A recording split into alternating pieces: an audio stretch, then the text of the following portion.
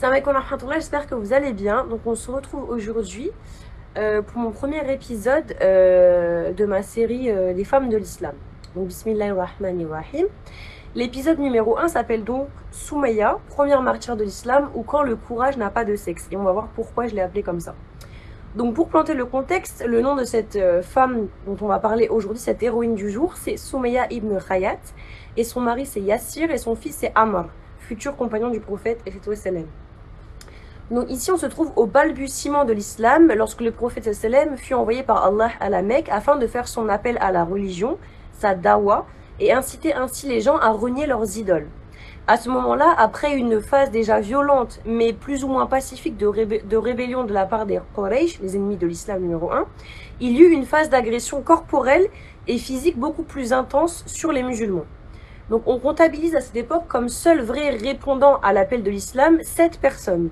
Abu Bakr, Bilal, Khabab, Morded, Yassir, Ammar et bien sûr Soumeya. Tandis que le prophète sallam était pour sa part protégé par son oncle Abu Talib, Abu Bakr l'était par son clan. Mais pour les autres, ceux que l'on vient de citer, étant donné qu'ils faisaient partie de la classe sociale la plus basse de la société mécoise, ils n'avaient aucune protection humaine, bien sûr parce que Allah était là. Mais en tout cas, il n'y avait pas de protection humaine. Si les Quraysh ont fait subir au prophète sallam ainsi qu'à Abu Bakr beaucoup de châtiments, beaucoup de sévices, néanmoins ces derniers, en n'étant pas esclaves, ont tout de même moins subi que les autres précédemment cités, dont le rang social, comme on l'a dit, était très bas. Ainsi, les Quraysh ne se sont privés de rien en termes de châtiments quant à la famille de Soumeya. Donc pour ne citer que quelques-uns de ces châtiments et prendre ici par là même la mesure de ce que l'on subit nous comparer par rapport à eux, pour essayer de nous remettre un peu les idées au clair. Donc ils étaient exposés nus à midi tapante, donc soit quand le soleil est au plus haut, au zénith, à l'heure de Zor, sur le sable bouillant. Et on rapporte que la température à cette époque avoisinait les 60 à 70 degrés. Ils subissaient des coups de fouet, tête plongée de force, ils avaient leur tête plongée de force dans l'eau, jusqu'à ce qu'ils soient au bord de la noyade. Leur corps était brûlé au fer comme le bétail. Ils étaient attachés à des poutres toute la journée, cuisant au soleil, sans eau ni nourriture, etc. etc. Maintenant, pour venir au personnage de Soumeya en question, il ne faut pas oublier que Soumeya, radiallahu anha, subissant tout cela, était une vieille femme de plus de 60 ans. Il faut alors déjà imaginer l'état de vieillesse et de faiblesse dans lequel elle était initialement. Elle avait déjà eu en fait toute une vie derrière elle, et avec tout ce qu'elle implique, surtout pour une femme. Déjà on sait à notre époque ce que ça implique la vie pour une femme. Alors pour une femme à cette époque, donc ce que la vie implique de difficultés à cette époque. Et on sait que les femmes avant ne vivaient pas aussi longtemps, ainsi que les hommes, ne vivaient pas aussi longtemps que les femmes de maintenant. 60 ans, c'est donc déjà un âge très avancé et honorable. Son moment de gloire, comme je l'ai appelé, c'est que, en fait, après ses multiples sévices, Abu Jahl, qui est un des oncles du prophète sallam, connu comme étant le plus hostile à l'islam, est venu individuellement voir chacun d'eux. Il est venu voir le père Yassir, le fils Ammar et la mère Soumeya en dernier. On va voir pourquoi. Donc il leur a ordonné à tous de mécroire au prophète sallam, de mécroire en lui, de rejeter l'islam et d'affirmer la divinité de leurs idoles, Lat et Uzza en particulier. Or, aucun n'a cédé. Et voyant que les deux hommes de la famille tenaient physiquement le coup, Abu Jahl a fait preuve d'une lâcheté et d'une bassesse qu'on le retrouve encore de nos jours malheureusement chez certains hommes. C'est-à-dire qu'il s'en est pris au côté physique de Soumeya. Il s'en est pris à la faiblesse physique de Soumeya, puisqu'étant une femme, elle tenait moins bien le coup physiquement que les autres. Enfin, c'est ce que l'on croyait d'apparence. On va voir ce qu'elle nous réserve, cette grande femme, machallah. Venant à sa hauteur, donc Abu Jahl, il lui a intimé l'ordre d'insulter Allah, d'insulter le prophète sallam, de renier finalement sa religion. Quelle a été sa réaction? Qu'Allah la récompense et qu'Allah lui accorde le plus haut degré du paradis. Ah, la faiblesse physique féminine, ah, la lâcheté féminine, ah, la fragilité féminine. Well, ou pas du tout, rien du tout. Dans ce cas-là, Soumeya, du haut de ses 60 ans, plante ses yeux dans les siens et lui affirme la tête haute: La ilaha illallah, Muhammad Rasulallah. Il n'y a d'autre divinité qu'Allah et Mohammed est son messager, mashallah. Subhanallah azim, la force de cette vieille femme. Et elle de rajouter dans le sens: tue-moi si ça te fait plaisir, jamais je ne renoncerai à cette religion. Tu veux prendre ma vie, mais jamais tu ne pourras prendre ce qu'il y a dans mon cœur. Vraiment qu'Allah la récompense et lui accorde le plus haut degré du paradis. Le détachement ici qu'on voit complet de dunya, la force de la conviction, la confiance aveugle en Allah, c'est juste magnifique, subhanallah. Et fou de rage, Abu Djal, il l'a insulté et Soumeya a commencé finalement à insulter toutes les idoles. Et voyant que cela le rendait furieux, elle a continué lui montrant que malgré son statut de combattant, elle n'avait vraiment pas peur de la mort et certainement bien moins peur de la mort que lui. Face à cet homme craint par tout le monde à la Mecque, il faut se rendre compte qu'Abu Djal était craint par tout le monde à la Mecque. Qui est-ce qui a tenu bon?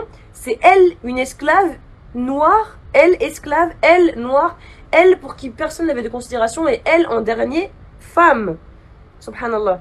Fidèle à lui-même, finalement, Abu Djal l'a poignardée sauvagement sous les yeux de son mari et de son fils et elle s'écroule. Mais qui est-ce qui s'écroule en fait au final à ce moment-là? Qui est-ce qui s'écroule à cet instant-là devant eux? Ce n'est pas une épouse, ce n'est pas une mère, mais c'est une vraie croyante en Allah. Cela nous montre que la noblesse, la beauté, la vérité de l'islam réside en partie dans le fait qu'Allah a donné de la puissance et a honoré toutes ces personnes écrasées, méprisées, en position de faiblesse dans la société dans le dunya. Auprès d'Allah, ils sont bien au contraire glorifiés.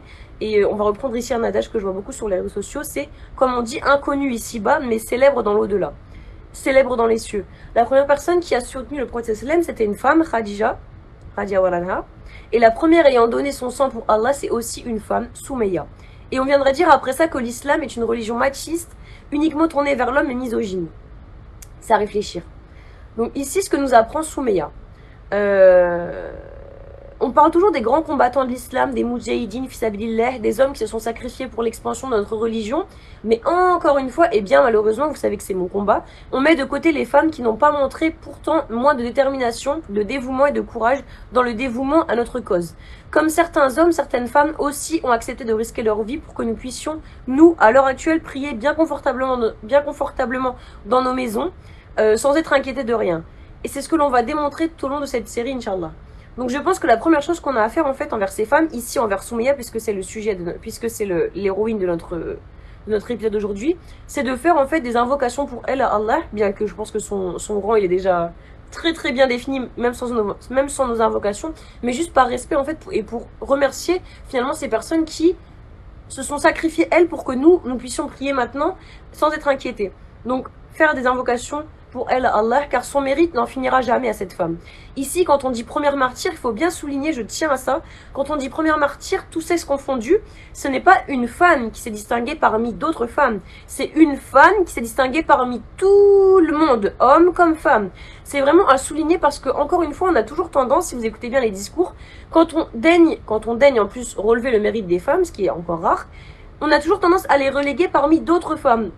Parmi leurs pères en fait, c'est-à-dire c'est la meilleure parmi les croyantes, c'est la meilleure parmi les épouses, c'est la meilleure parmi le groupe de sœurs, sous-entendant qu'elles peuvent rivaliser entre elles, mais pas avec le sexe masculin. Eh bien non, ici Soumeya possédait, si l'on peut dire, tous les soi-disant handicaps, donc elle était esclave, elle était noire et en plus femme, et pourtant elle a été la plus courageuse à ce moment-là dans la cause d'Allah, dépassant tout le monde en fait, homme comme femme. Elle a été la première dépassant tout le monde dans le courage. Aussi, ce qu'il faut souligner aussi ici, c'est la couleur de peau de cette première martyre, car j'ai remarqué à Fouane que certaines séries, certains documentaires représentent Soumeya comme une femme blanche ou typée arabe. C'est faux, elle était noire de peau, et cela démontre encore une fois que la couleur de peau n'a jamais été en fait un problème pour Allah Azawajal, mais que le racisme c'est bien un problème totalement humain en fait. À rappeler à nouveau que la fausse évidence selon laquelle l'islam appartient aux arabes à rappeler à nouveau que la fausse évidence sur laquelle l'islam appartient aux Arabes, voilà, est fausse en fait, c'est une fausse évidence. Oui, l'islam est né en Arabie Saoudite, donc chez les Arabes. D'ailleurs, nous ne sommes pas des Arabes, nous sommes des Maghrébins. Ceux qui habitent en Algérie, en Tunisie, au Maroc, vous n'êtes pas des Arabes, nous sommes des Maghrébins. Mais à l'heure actuelle, le plus grand nombre de musulmans n'est pas du côté des Arabes ni des Maghrébins d'ailleurs, mais des Asiatiques. Donc l'exemple de Soumeya, ici, nous apprend bien que l'islam se désolidarise totalement, alhamdoulilah, de toute préoccupation de couleur raciale, ethnique en fait. L'islam c'est universel, il n'y a pas de... Ça c'est faux. La seule chose qui distingue les croyants entre eux, comme le hadith du prophète sallam nous le montre, et le mentionne, c'est rien d'autre que la piété. Il dit, sallam, aux gens, sachez que votre Seigneur est unique et que votre Père est unique. Sachez qu'il n'y a aucune différence entre un arabe et un non-arabe. Il n'y a pas de différence non plus entre un blanc et un noir. Si ce n'est par la piété. Ai-je bien transmis le message? Le messager d'Allah a bien transmis le message, ont-ils répondu. Et le verset 13 de la sourate Al-Hujurat, dans lequel Allah dit dans le sens, aux gens, nous vous avons créé à partir d'un mâle et d'une femelle, et nous avons fait de vous des peuples et des tribus, afin de vous connaître les uns les autres. Certes, le plus honoré d'entre vous auprès d'Allah, c'est le plus pieux. Allah est certes savant et avisé. Enfin, dernière chose que Soumeya nous apprend, c'est le détachement de Dunya. Elle n'a pas hésité une seule seconde à mettre sa vie en danger pour le salut de la religion. Alors bien sûr, l'époque actuelle est différente, mais c'est précisément à l'aune de ces grands exemples. À son époque, eux, ils n'avaient pas, en fait, à l'époque de Soumeya, eux, ils n'avaient pas la chance d'avoir ce florilège d'exemples, en fait, comme nous, on a, à part celui du prophète, bien évidemment, mais ils n'avaient pas autant d'exemples que nous maintenant. Et c'est justement en regardant ces grands exemples-là que nous, on doit ajuster notre comportement.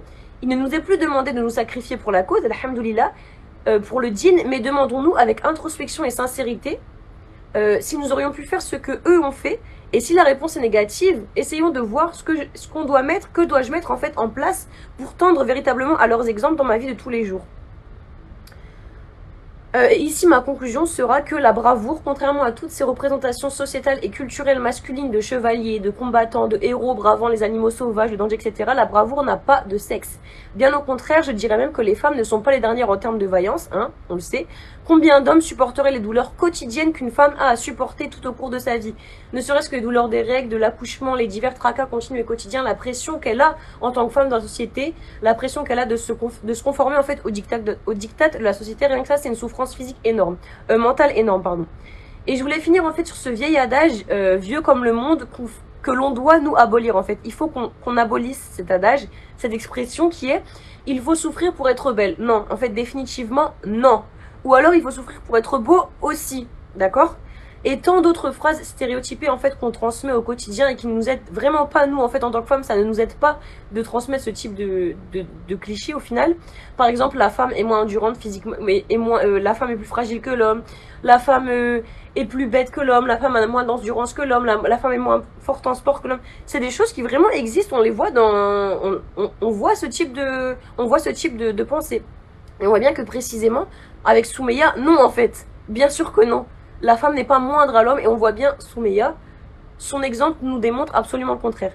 Donc vraiment ce que j'aimerais c'est qu'on arrête d'accoler ce type de cliché totalement réducteur à la femme, mais tâchons plutôt, à l'exemple de toutes ces grandes femmes, de mettre en exergue plutôt, de mettre en lumière la force, la bravoure, le courage, la détermination et le dévouement qu'Allah, en fait, dont Allah nous a pourvu. Parce que essayons par nous-mêmes de nous auto-sauver, c'est-à-dire que ne rentrons pas nous-mêmes dans ces clichés de la femme voilà, qui est réduite uniquement à son apparence, faut souffrir pour être belle, une femme c'est beau, une femme c'est élégant, une femme ça dit pas de gros mots. Je dis pas le contraire, je dis pas que vous devez insulter les gens, mais simplement essayons nous dans notre côté de mettre en exergue d'autres qualités. À l'exemple de ces femmes-là, des femmes du prophète sallam, des femmes de l'islam comme Soumeya, Khawla, on va voir après par la suite Inch'Allah, Nusayba, il y a plein de femmes comme ça qui ont montré que elles étaient tout autant courageuses que les hommes, elles étaient tout autant braves, elles avaient tout autant de valeur, elles avaient tout autant le sens du sacrifice et elles avaient tout autant l'envie de se battre en fait pour l'islam. Et c'est ça, nous, je pense qu'on doit, croyantes, mettre en exergue. C'est pas l'apparence, c'est pas la beauté, je mets bien mon hijab, bien sûr, c'est important, mais vraiment montrons que on est, en tant que femme, on est là pour autre chose que ça. On est là pour autre chose que les paillettes et l'apparence et la beauté. Inch'Allah. Subhanallah wa bihamdik, subhanaka lahumma wa bihamdik, ashhadu an la ilaha illa anta astaghfiruka wa atubu ilayk. Merci.